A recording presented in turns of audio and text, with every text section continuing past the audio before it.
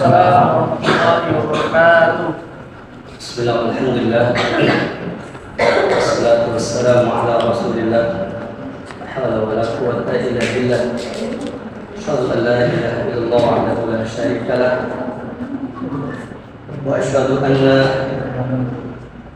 Muhammadan abduhu wa rasuluhu alladzi la nabiyya ba'dah. Amma ba'd.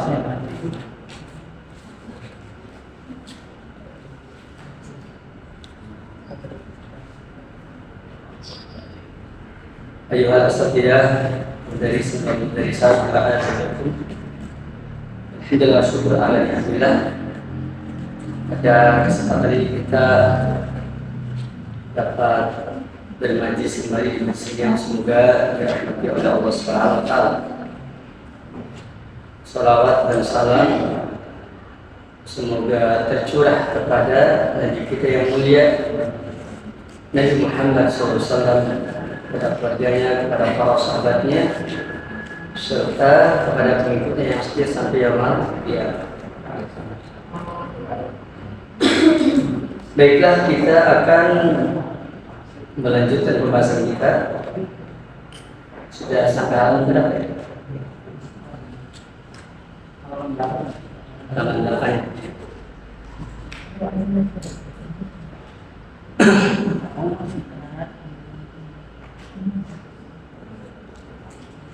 Halaman 8 di paragraf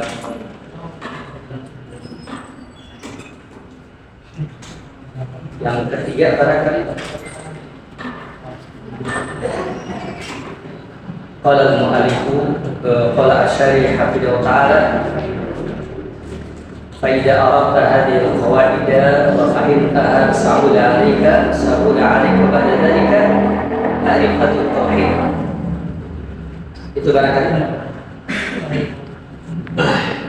apabila engkau mengetahui kaidah-kaidah ini dan engkau memahaminya.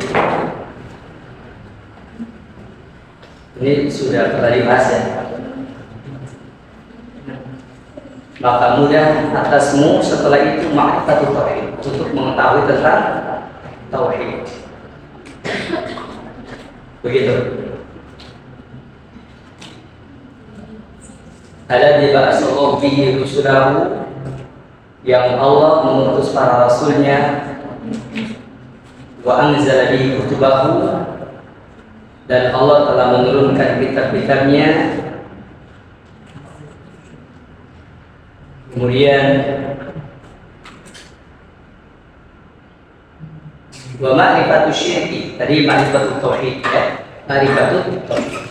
Artinya orang yang belajar al-qawaidul arba, dia akan dimudahkan mengenal tentang tauhid, dan juga wa ma'rifatus syirki, mengenal tentang syirik. Syekh Abdurrahman bin Yahya ya, hafidhahu ta'ala, beliau menulis di salah satu nasrahnya, buletin berbahasa Arab dengan judul Mawani'ul Hidayah, yang oleh Ustaz Al-Karim Farid Kejimanus hafidhahullah. Beliau membuat buku 10 tabir hidayah. Saya perhatikan beliau terinspirasi dengan buletin ini. Misalnya disebutkan 10 tabir hidayah atau 10 penghalang petunjuk. Di sana Syekh Abdurrahman bin Yahya ya, saya besar dugaan saya ini adalah Syekh Abdurrahman bin Yahya al-Mu'allimi, salah seorang ulama ahli hadis dari negeri Yaman. Beliau menerangkan dalam kitabnya, dalam nasranya tersebut, bahwa kata beliau ya, sempurnanya agama seseorang itu karena 2 hal. Apa itu? Pertama, ma'rifatul haq alal batil, mengerti mana yang hak dan mana yang batil. Nah, itu adalah poin yang pertama. Agar agama seseorang itu sempurna, maka pertama ma'rifatul haq alal batil, dia mengenal yang hak dan mengenal yang batil. Yang keduanya, isalul haq anil batil, Itharul haq anil batil, mengutamakan kebenaran dari kebatilan. Itu yang kedua. Nah, berkenaan dengan poin yang pertama, di sini sebutkan apabila kamu sudah mengetahui 4 kaidah ini, maka sahula alaika ba'da dzalika ma'rifatut tauhid wa ma'rifatus syirik. Mengenal tauhid berarti ma'rifatul haq. Ma'rifatus syirik berarti ma'rifatul batil. Begitu.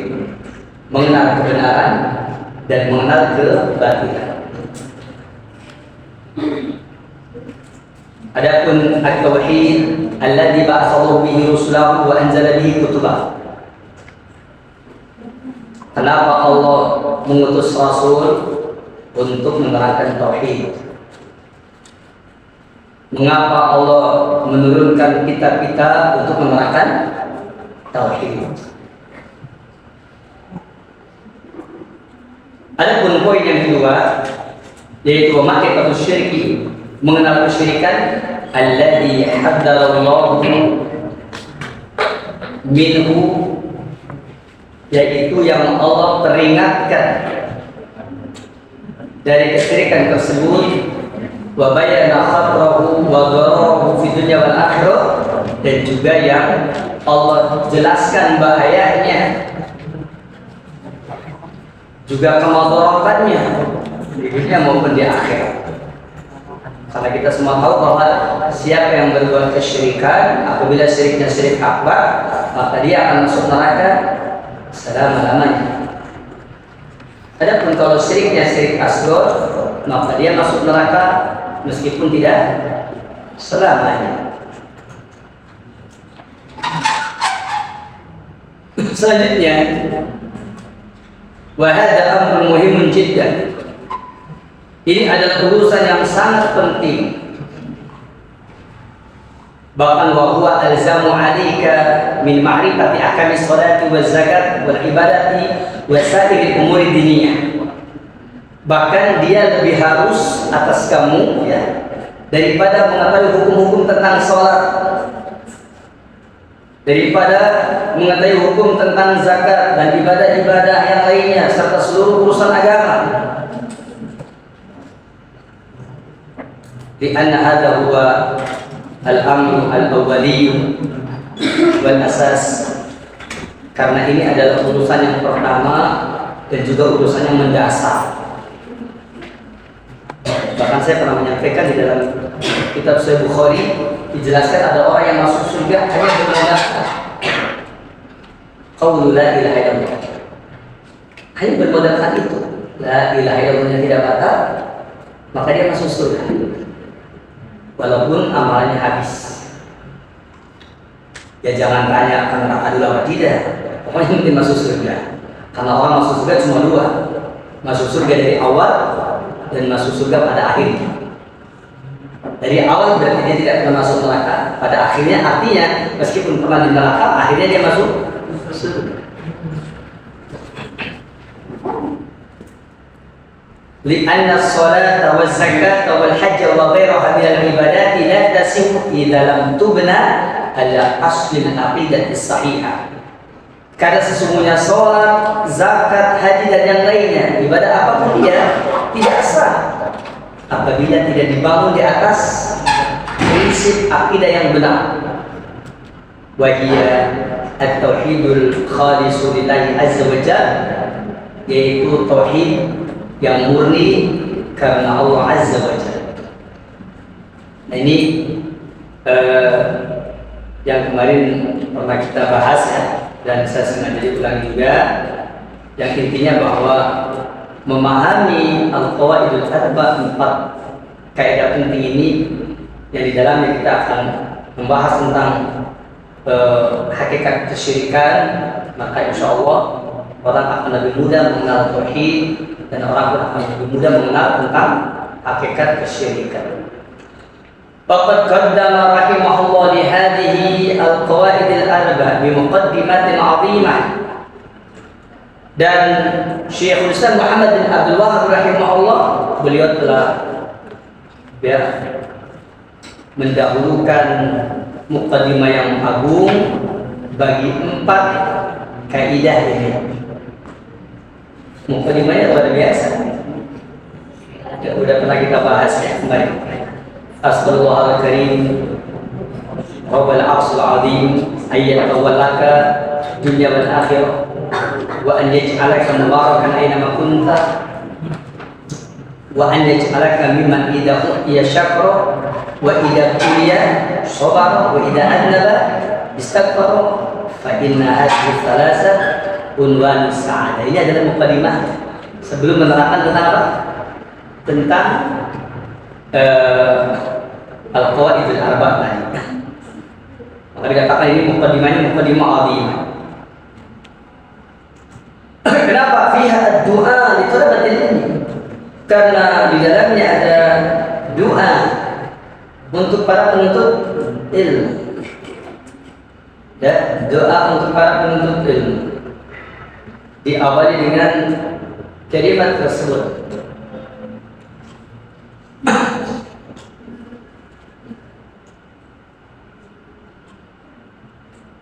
Kemudian dilanjutkan lagi ke tanbih, juga ada tanbih peringatan. Alama sayaquluhu, atas apa yang akan dia ucapkan. Haitsu qala, di mana dia mengatakan as'alullah al-azim rabbal arsyil karim ay yatawallaka fid dunya wal akhirah wa an yaj'alaka mubarakan aynama kunta wa an yaj'alaka mimman idza u'tiya syakara wa idza tuliya sabara wa idza adnaba istaghfara fa inna hadhihi thalatha hiya unwanus sa'adah.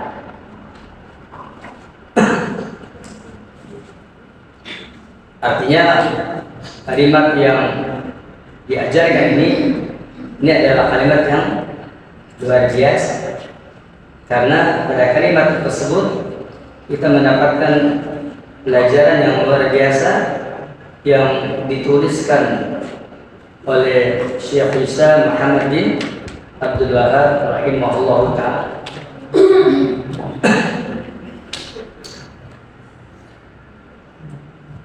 Selanjutnya, hadhihi muqaddimatun 'azimah, ini adalah muqaddimah yang agung. Ini adalah muqaddimah yang agung.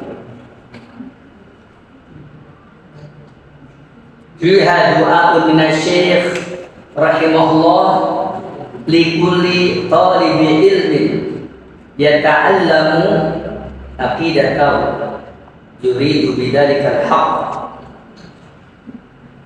Di dalamnya ada doa dari Syekhul Islam Muhammad bin Abdul Wahab bagi setiap penuntut ilmu yang belajar tentang akidahnya. Akidahnya Syekhul Islam Muhammad bin Abdul Wahab.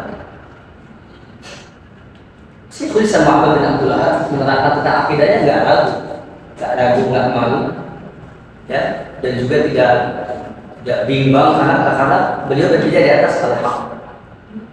Yuridu bidzalika al-haqq, karena beliau menghendaki kebenaran dengan menerangkan akidah tersebut. Harapannya akidah tersebut tentu saja kalau kita menerangkan tentang akidah kita, kalau akidah kita ini benar, maka orang akan mengujinya. Kalau akidah kita ini salah, orang akan memberitahu tentang kesalahan kita. Jadi kita patut bersyukur kepada Allah ketika kita diberitahu tentang kesalahan akidah kita, daripada kita dibiarkan saja kita berada dalam kesalahan.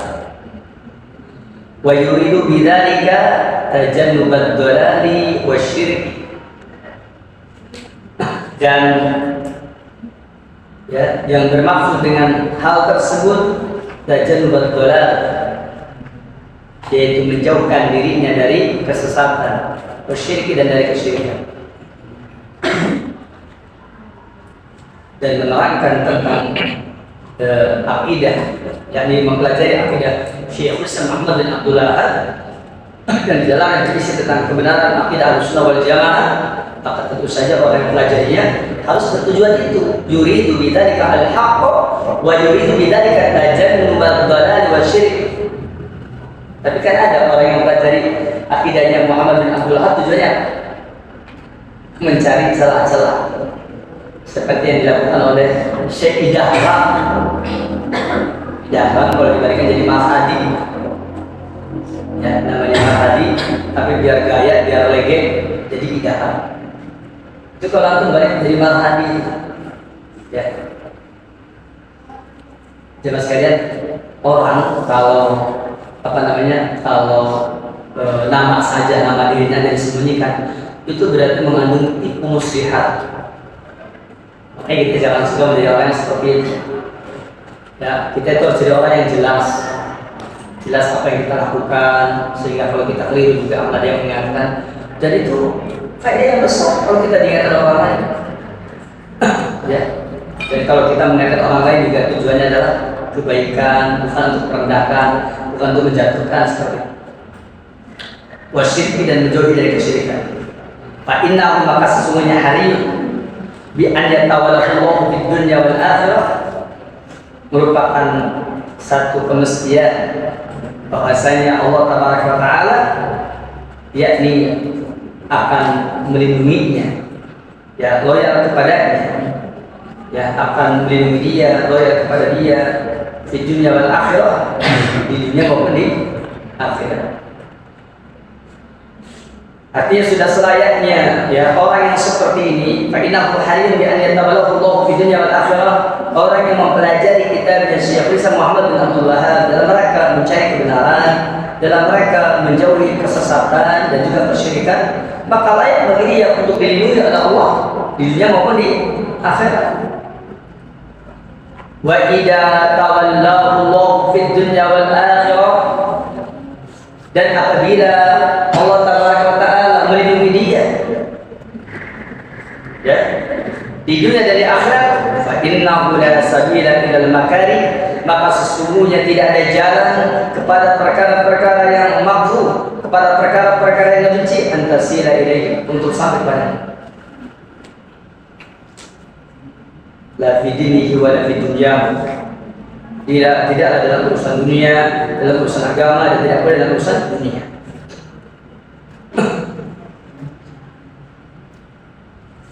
Artinya ketika pun dia harus yakni menempuh perkara-perkara yang al-makari penuh dengan sesuatu yang tidak dia sukai, maka dia akan diberikan kemudahan, diberikan pertolongan oleh Allah Subhanahu wa taala.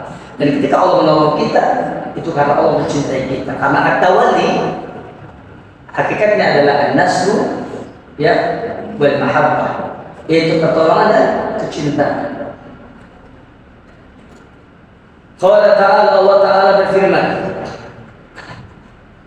Allahu waliyul ladina amanu yukhrijuhum minadh dhulumati ilan nur wal ladina kafaru awliya'uhumut taghut. Allah adalah wali orang-orang yang beriman.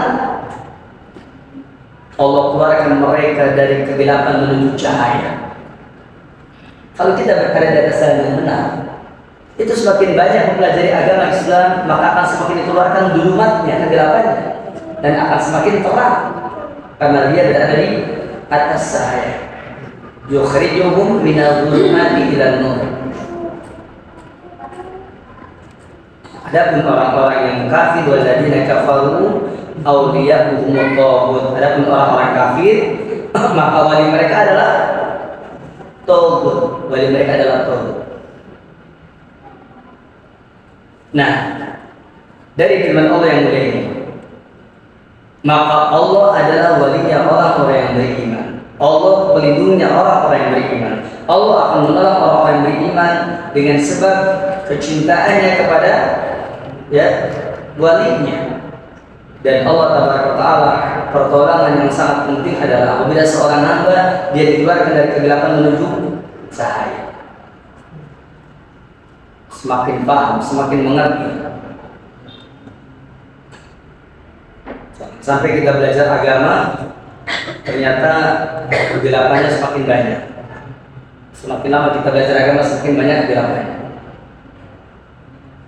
فَإِذَا تَوَلَّاكَ اللَّهُ أَخْرَجَكَ مِنَ ظُلُمَاتِ الشِّرْكِ وَالْكُفْرِ وَالشُّكُوكِ وَالْإِلْحَادِ إِلَى نُورِ الْإِيمَانِ وَالْعِلْمِ النَّافِعِ وَالْعَمَلِ الصَّالِحِ. Maka di sini Syekh Shalih Fauzan beliau memberikan penjelasan. Apa katanya? Apabila Allah melindungimu, pasti Allah akan mengeluarkan kamu dari kegelapan kesyirikan. Karena kesyirikan akan menimbulkan kegelapan. Kegelapan kekufuran, kegelapan asyukuk, yaitu keraguan, dan kegelapan ilhad, yaitu penentangan dengan kebenaran. Ila nuril iman, kepada cahaya iman, wal ilmi nafi, ilmu yang bermanfaat, wal amali salih, dan amal salih. Makanya ketika Ibnu Abbas menafsirkan yauma tabyaddu wujuh wa taswaddu wujuh, apa kata Ibnu Abbas? Yauma tabyaddu wujuh ahli sunnati wal jamaah wa taswaddu wujuh ahli bidah wad dalal. Pada hari di mana tabyaddu wujuh, putih berseri wajahnya, ya ahli sunnah wal jamaah, dan batas waktu wujud, dan pada hari hitamnya wajah siapa itu? Ahlul bid'ah dan ahli kesesatan. Jadi ahli sunnah itu wajahnya putih bersih, sedangkan ahlul bid'ah itu ya wajahnya hitam. Makanya orang-orang yang masuk surga itu wajahnya putih. Ketika Allah menawarkan tambahan pahala, tambahan kebaikan, tambahan kenikmatan untuk ahlul jannah bertanya, alam tubayyid wujuhana wa tudkhilna jannah. Bukankah engkau sudah memutihkan wajah-wajah kami ya Allah, dan engkau sudah memasukkan kami ke dalam surga? Lalu harus apa lagi? Maka begitu Allah bukakan tabir wajahnya, dan mereka melihat wajah Allah Taala, walaupun wala yuhituna bihi ilman, mereka tidak bisa melihat seluruh ya wujud Allah Taala. Namun ru'yatul ain bil ain, mata memandang mata. Apa yang terjadi? Mereka semuanya meninggalkan seluruh kenikmatan di surga, ya, konsentrasi melihat wajah Allah Taala. Dan inilah yang selama ini kita mengatakan ibtigha wajhillah, mencari wajah Allah. Karena memang kita mencari itu. Lilladzina amanu husna, lilladzina ahsanul husna wa ziyadah. Bagi orang-orang yang berbuat kebaikan akan mendapatkan al-husna, pahala yang terbaik, yaitu al-jannah. Wa ziyadah, dan tambahan. Itulah dia ru'yatul mu'minina rabbahum, orang yang beriman melihat wajah Rabb mereka. Ru'yatul ain bil ain, mata memandang mata. Dan tidak ada kenikmatan yang lebih dahsyat dari ru'yatul ain bil ain, mata memandang mata. Ada wajah cantik, matanya buta. Kata yang melihat, sayang ya, matanya buta. Di dalam kitab Al-Adabul Mufrad, Nabi kita yang mulia mengajarkan supaya kita menengok orang yang sakit mata. Dan orang yang sakit mata ini, ya, apabila membawa kepada kebutaan, maka ketahuilah kenapa Nabi kita menyebutkan apa? Menyebutkan barang siapa yang kehilangan ya habibatai, dua perkara yang dicintai, karimatai, dua perkara yang sangat mulia. Itu maksudnya dua bola mata.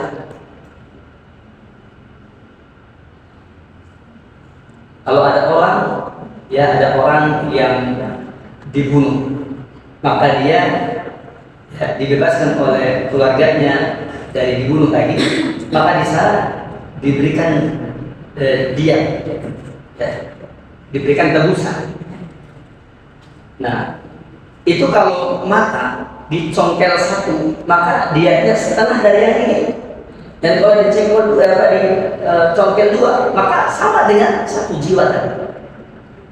Makanya kata Said Ruslan mengatakan ini dalil ya, dalam kitab beliau Salah atas Al-Adabul Mufrad. Ini dalil bahwa kenapa dikatakan dua bola mata ini adalah yaitu habibataihi atau kalimataihi, karena ini adalah perkara yang sangat dicintai dari anggota tubuh manusia.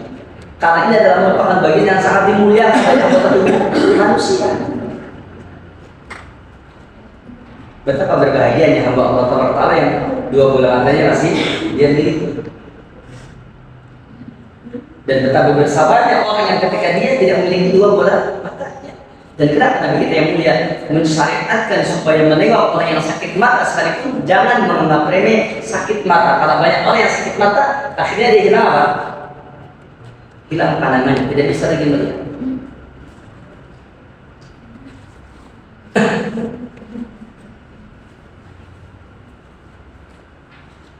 Dzalika bi anna amanu wa anna al-kafirina la maula. Hal itu dengan sebab bahwasanya Allah Tabaraka wa Ta'ala adalah maula, tempat berlindung bagi orang-orang yang beriman, wa anna al-kafirina la maula. Dan sesungguhnya orang kafir dia tidak memiliki maula, tidak memiliki tempat berlindung.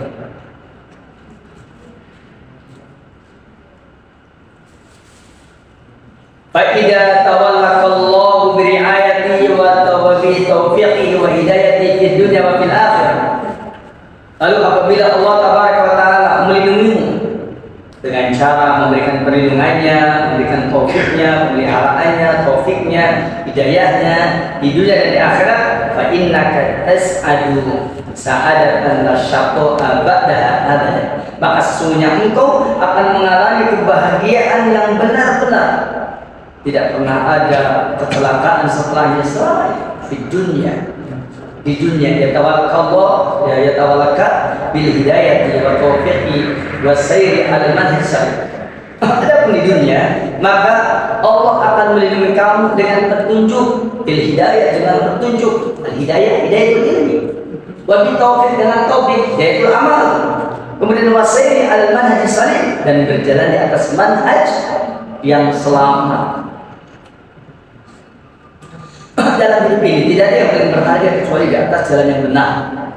Makanya di penghujung firman Allah yang mulia ketika menerangkan tentang orang-orang yang bertakwa, ciri-cirinya adalah alladzina yu'minuna, ya, alladzina yu'minuna bil ghaibi, terus wa yuqimuna sholata wa mimma razaqnahum yunfiqun, terus walladzina yu'minuna bima unzila ilayka wa ma unzila min qablik fa bil akhirati hum yuqinun ulaika ala huda min rabbihim wa ulaika humul muflihun. Ulaika ala huda min rabbihim fid dunya wa ulaika humul muflihun fil akhirah. Mereka adalah orang yang berada di atas petunjuk ketika di dunia. Wa ulaika humul muflihun. Mereka adalah orang yang mengalami mendapatkan keberuntungan fil akhirah, di akhirat. Di dunia dia mendapatkan petunjuk, artinya tidak ada kenikmatan di dunia yang lebih melebihi dari petunjuk yang Allah berikan kepada dia. Jadi kalau kita mengenal manhaj salaf, mengenal manhaj Ahlussunnah wal Jamaah, itu merupakan sesuatu yang luar biasa. Kenapa? Karena manhaj salaf adalah manhaj para sahabat Nabi. Karena manhaj salaf adalah tata cara dan agamanya para sahabat Nabi. Manhaj salaf itu bukan klaim kelompok tertentu, tidak. Setiap orang, setiap kita wajib mengikuti jalan ini. Saya pernah di satu kajian diprotes oleh seseorang. Dia kebetulan dosen tata negara, dan dia juga S2. Dia bilang kepada saya, Ustaz, mohon maaf ya, emangnya kita semua harus bermanhaj salaf? Saya bilang iya. Kata dia, betapa kerdilnya Islam kalau dibatasi dengan manhaj salaf. Saya jawab, oh jadi kalau saya memahami Islam dengan pemahaman para sahabat Nabi itu kerdil ya? Kerdil mana kalau saya memahami Islam dengan pemahaman para sahabat Nabi yang mereka dijamin masuk surga, dengan pemahaman saya mengikuti pemahaman Anda, atau pemahaman orang yang Anda mengikuti pemahamannya yang bukan dari kalangan sahabat Nabi? Lebih kerdil mana? Ini aneh bin ajaib. Sama dengan pada satu majelis saya pernah diprotes ketika saya menerangkan bahwasanya kalimat inna dina indallah Islam, sesungguhnya agama milik Allah adalah Islam. Agama milik Allah adalah Islam. Dia bilang, kenapa antum menerapkan agama? Ya, saya bilang, ya di Indonesia ini bahasa yang dekat tentang adil ya agama. Terus harus bagaimana? Harus disebutkan adil aja? Tidak. Kalau menurut saya bukan agama, yang lebih tepat adalah negara. Inna dina indallah Islam, sesungguhnya negara yang Allah ridha adalah negara Islam. Itu lebih luas daripada agama. Saya jawab, negara itu teritorialnya sempit ya ikhwan. Tetapi kalau agama itu teritorialnya luas, seluruh dunia. Agama bebas negara mana saja. Kalau diartikan dengan negara, itu namanya sempit. Dia bilang yang lebih sempit antum Ustaz, memahami dengan agama. Saya bilang yang sempit itu antum, karena adin dengan makna ad-daulah wa ma'ruf inda ahli lughah. Yang namanya adin dengan makna daulah negara itu tidak pernah dikenal oleh ahli bahasa. Adapun kita adin diterjemahkan dengan agama itu karena itu yang dikenal dalam bahasa kita. Adapun kalau adin dengan takrif dalam istilah para ulama itu lebih luas. Ad-dinu huwa ma wada'ahu Allah fi kitabil hakimi wa sunnatin nabiy sahihati. Ya, disebutkan seperti itu minal awamir wa nawahi wal irsyadati ya lima sahatin fi dunyakum ukhraw. Diterangkan di sana tentang ta'rif agama oleh para ulama. Ada kita menerjemahkan begitu biar mudah saja, karena orang juga sudah paham apa yang dimaksud. Lebih itu, jadi jemaah sekalian, dari keterangan ini menunjukkan kepada kita bahwa sesungguhnya bahwa di dunia itu Allah akan lindungi engkau bil hidayah dengan hidayah. Ya, hidayah itu ilmu. Wa taufik, dan dengan taufik yakni hidayatul amal wa sayri al manhaj salih, dan berjalan di atas manhaj yang salih, yang lurus, manhaj yang selamat.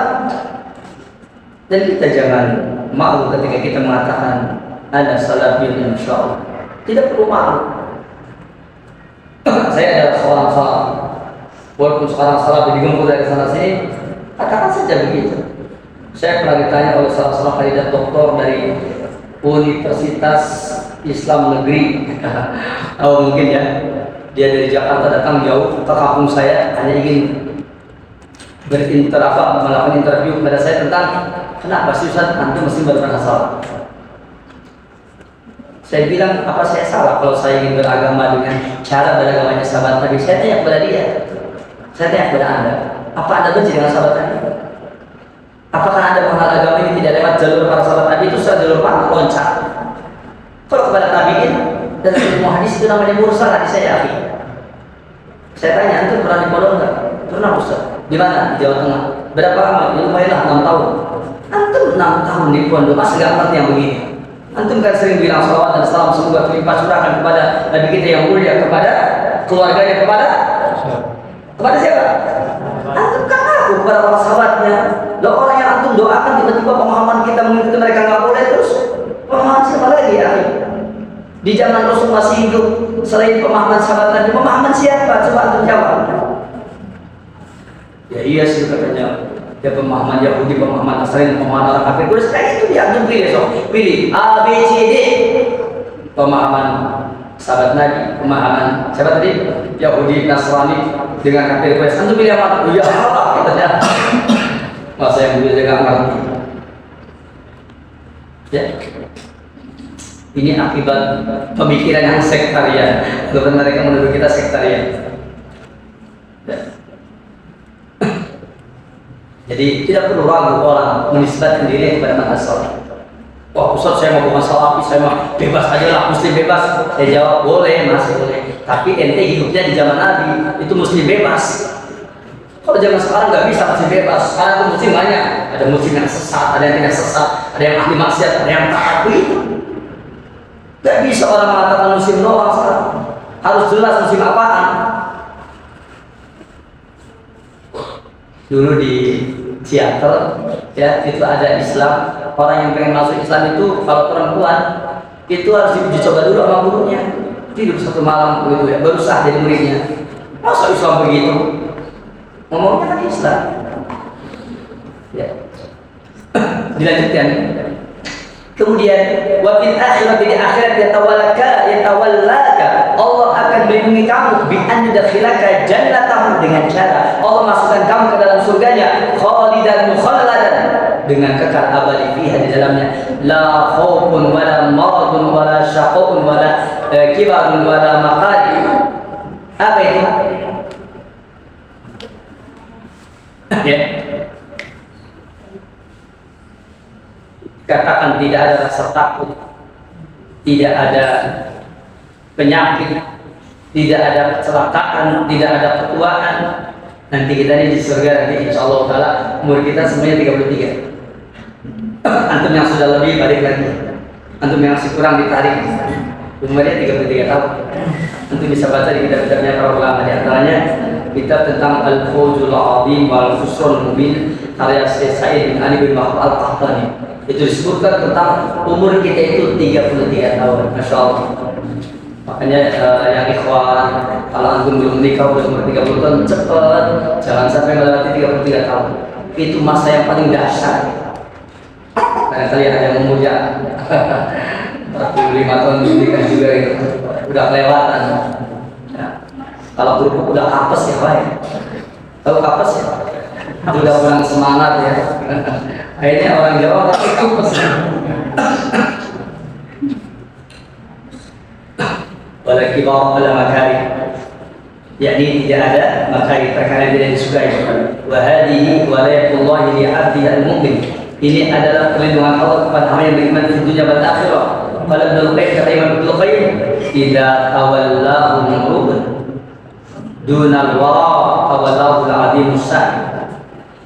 Apabila seseorang melindunginya dengan tanpa Allah, ya, maka Allah akan melindungi dia, al-'azim as-sa'id, dan yang agung urusannya.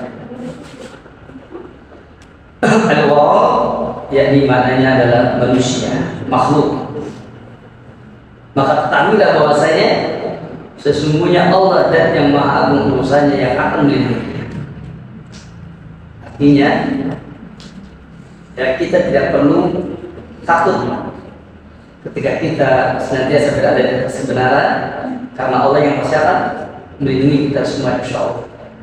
Cukup sampai di sini barangkali, karena waktunya tidak memungkinkan, waktunya sudah habis, tinggal 4 menit lagi, dan sekarang tidak ada pertanyaan.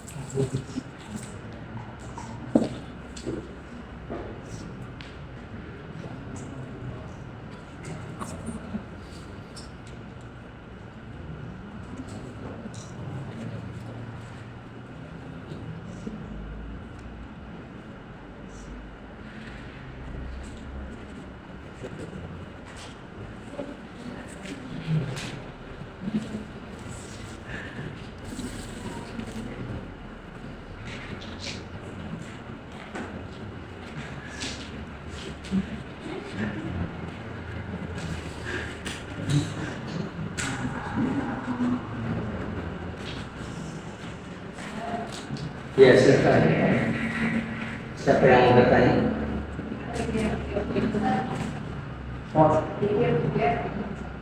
Anak tanya?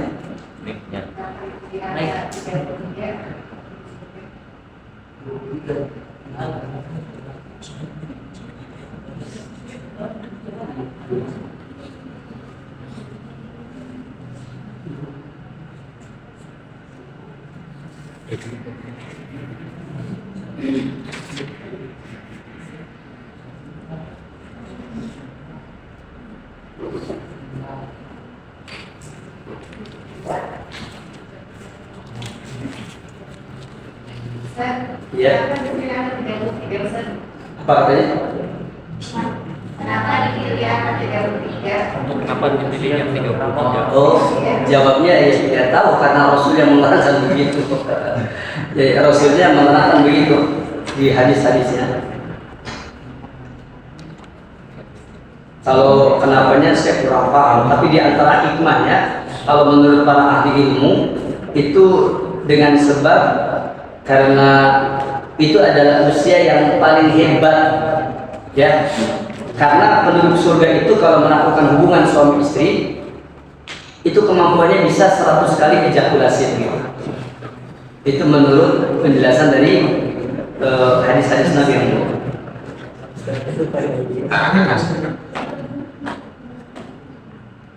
Begitu barangkali, ya. Tanya.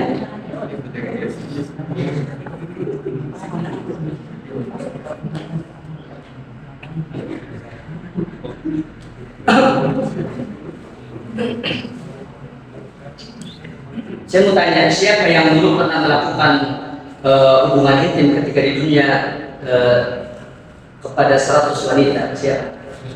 Nabi Sulaiman alaihissalam. Beliau istrinya ada 100 orang, dan satu kali putaran 100 wanita dia dalam semalam. Luar biasa ya? Luar biasa tidak? Ya, tingginya penghuni surga itu yaitu 60 hasta. Jadi antum itu nanti di surga itu 60 hasta tingginya. Berapa meter? 60 kali 60 cm, 1,60 cm berarti 36 meter antum tingginya. Jadi antum kalau di surga itu onder dirinya udah beda ya, itu ya. Onder dirinya beda, makanya kalau tingginya 36, terus kemudian kenikmatannya melakukan hubungan suami istri yaitu 100 kali ejakulasi, wajar tidak? Wajar, karena memang kondisi tubuhnya juga 60 hasta, kemudian usianya 33 tahun. Itu usia hebat-hebatnya antum. Awas ya, bukan anak antum. Kalau anak pengen lebih dari itu. Assalamualaikum.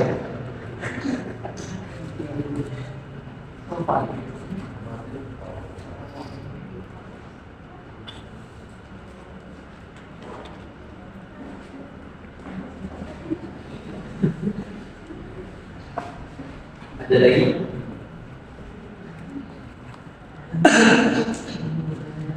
Di dalam kitab Musnad Ahmad, Sunan Tirmidzi, Musnad Ibnu Abi Syaibah dikatakan Hasan al-Basri al-Maut. Nabi kita yang mulia bersabda dari Mu'adz bin Jabal, "Yadkhulu ahlul jannati al-jannata jurdan murdan mukahhalina abna'a 30 aw 30 aw 30 sana." Ya, penduduk surga akan masuk surga dalam keadaan ya, yaitu jurdan murdan dan bercelak di usia 30 atau 33 tahun ya. Dan ini yang disebutkan di dalam beberapa riwayat. Ya, dikatakan jurdan itu karena orang tersebut yakni tidak memiliki bulu rambut di badannya. Dikatakan murdan karena orang tersebut tidak memiliki bulu rambut di dagunya. Artinya masih dalam keadaan apa? Muda seperti itu. Dan apa hikmahnya? Kata Imam Ibnu Al-Jauziyah, "Inna fihi minal hikmah ma la yakhfa, fa innahu ablaghu wa akmalu fi istifa'il ladzat." Kata beliau, sesungguhnya dalam hadis tersebut ada hikmah yang tidak tersembunyi karena usia itu adalah usia puncak kelezatan dan kesempurnaan keperkasaan. Ya, keren ya. Jadi antum pengen dahsyat masuk surga ya. Begitu. Di annahu akmalu sinil quwwah, karena itu adalah usia kekuatan yang paling sempurna. Begitu. Dan seterusnya. Wallahu ta'ala a'lam.